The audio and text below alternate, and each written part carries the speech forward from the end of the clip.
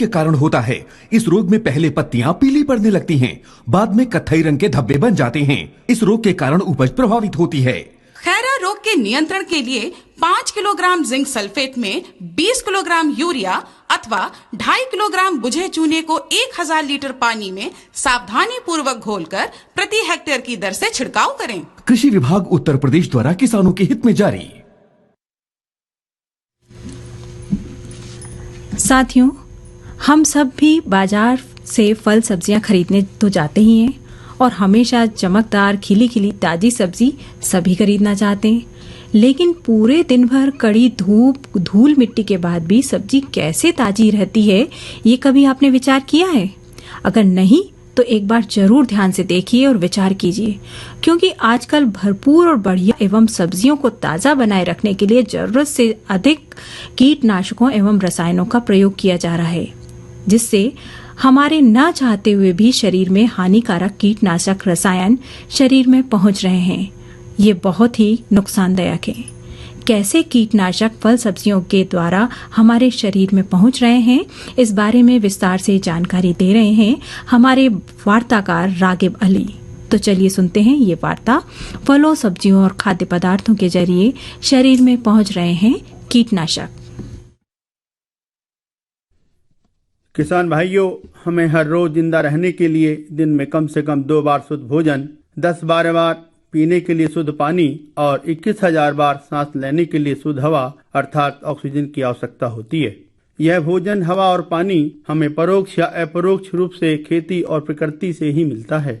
हम अपने खेतों से अच्छी उपज प्राप्त करने के लिए खाद के रूप में रासायनिक उर्वरकों का प्रयोग करते हैं और फसलों में लगने वाले कीटों की रोकथाम के लिए कीटनाशी, रोगों की रोकथाम के लिए फफूंदीनाशी और खरपतवारों की रोकथाम के लिए खरपतवारनाशी रसायनों का प्रयोग करते हैं।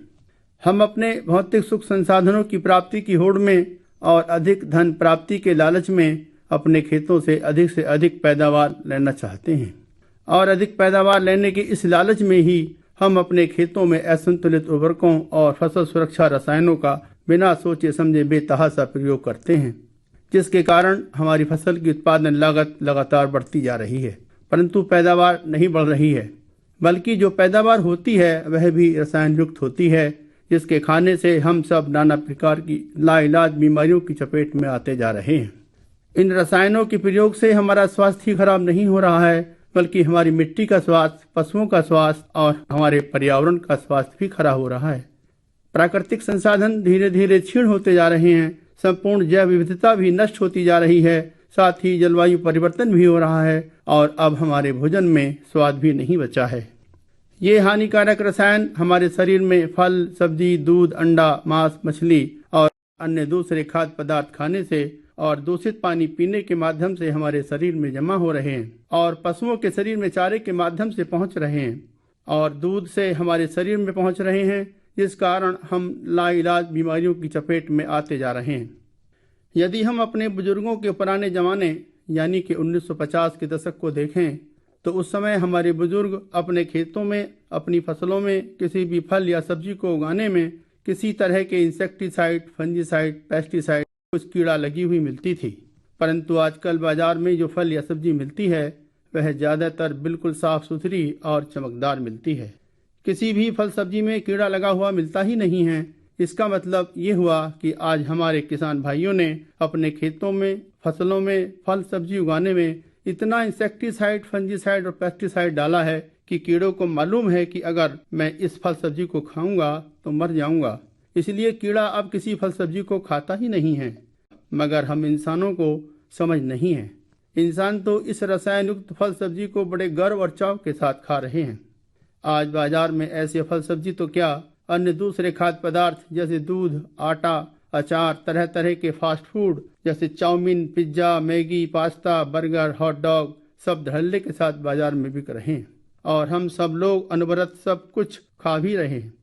ये खाद्य पदार्थ कई दिनों तक खराब न हों, इसके लिए इन खाद्य पदार्थों में प्रिजर्वेटिव रसायन मिलाकर बाजार में बेचा जाता है, जो हमारे स्वास्थ्य के लिए बहुत ही हानिकारक है। अगर हम थोड़ा गौर करें तो आज बाजार में इतना दूध उपलब्ध है, जबकि इतना सारा दूध देने वाली गाय और भैंसें हमारे पास हैं ही नहीं। तो विचार करने योग्य प्रश्न है कि यह दूध बाजार में कहाँ से आ रहा है।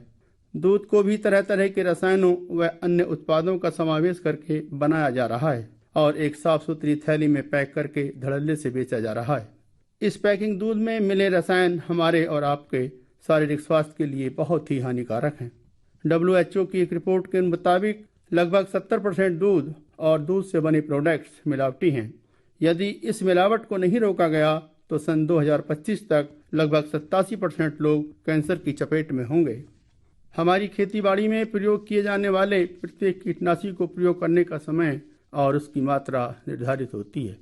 कीटनाशी प्रयोग करने के निर्धारित समय तक प्रतीक्षा करने के बाद ही हमें अपनी फसल, फल, सब्जी वगैरह काटने या तोड़ने चाहिए, परंतु हमारे द्वारा निर्धारित मात्रा से अधिक और बार बार कीटनाशकों का छिड़काव करने से हमारा भोजन जहरीला होता जा रहा है। फल और सब्जियों में डाला जाने वाला कीटनाशी रसायन सबसे ज्यादा खतरनाक होता है।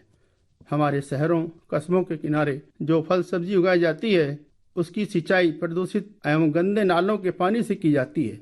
उन फल सब्जियों में लेड, कैडमियम, मरकरी और आर्सेनिक जैसी हैवी मेटल्स की मात्रा 300 ppm से भी अधिक पाई जाती है, जो मानव स्वास्थ्य के लिए बहुत ही घातक है।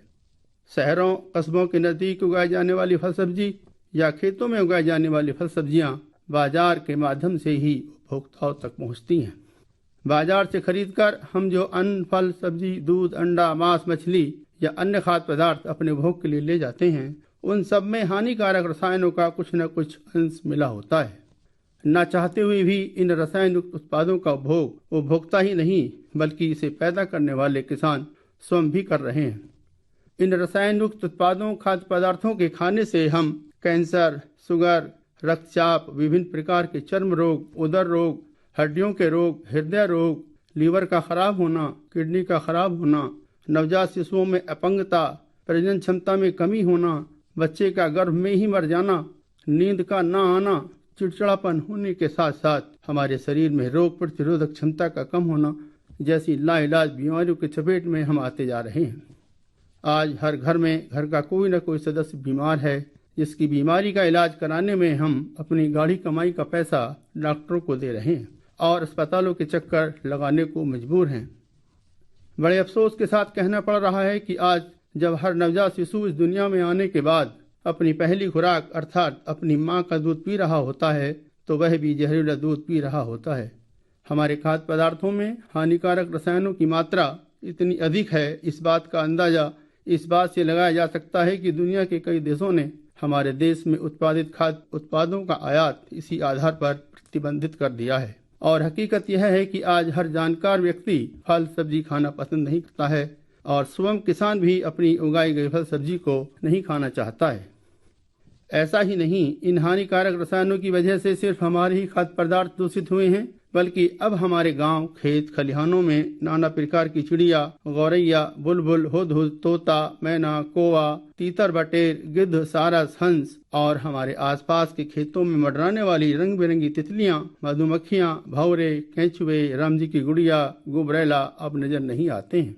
गांव के जलाशयों से मछली, मेंढक, केंचुआ, जोंक आदि भी नदारद हो चुके हैं और न जाने कितने पशु पक्षी जीव जंतु विलुप्त होते। विविधता तो क्या, हमारा खुद का अस्तित्व भी खतरे में पड़ जाएगा। आज आवश्यकता है कि हम लोग अपने निजी स्वार्थों को त्यागें और भविष्य में अपनी आने वाली संतानों के बारे में सोचें। इन हानिकारक रसायनों से होने वाले नुकसान को समझें। यदि हम शुद्ध भोजन, शुद्ध पानी, शुद्ध हवा और शुद्ध पर्यावरण के साथ साथ शारीरिक और मानसिक रूप से स्वस्थ रहना चाहते हैं तो अपने खेतों में इन हानिकारक रसायनों के प्रयोग को बंद करने में ही हमारी भलाई है। हमें चाहिए कि हम अपने खेतों की मोटी मोटी मेड़ बनाएं, हर मेड़ पर पेड़ लगाएं, खेत के निचले हिस्से में तालाब बनाएं और पुराने तालाबों का जीर्णोद्धार करें, पशुपालन करें। अपने खेतों में गोबर की खाद का प्रयोग, हरी खाद का प्रयोग, जैविक खाद और जैव उर्वरकों का प्रयोग करें। फसल चक्र को अपनाएं, फसल अवशेषों को बिल्कुल न जलाएं। अपने परिवार की आवश्यकताओं को ध्यान में रखकर, अपने परिवार के सदस्यों के स्वास्थ्य को ध्यान में रखकर परंपरागत तरीके से खेती करें। तभी हम अपने स्वास्थ्य, पशु स्वास्थ्य, मृदा स्वास्थ्य, पर्यावरण स्वास्थ्य के साथ साथ प्राकृतिक संसाधनों और संपूर्ण जैव विविधता को नुकसान होने से बचा सकते हैं। वरना जैसा हम बोएंगे वैसा ही हम काटेंगे। आखिर में मैं यही कहूँगा कि रसायन युक्त भोजन, खाद्य पदार्थ खाने से बेहतर है कि हम इंसान थोड़ा कम खाकर अधिक समय तक जी लें। अभी आपने सुनी वार्ता।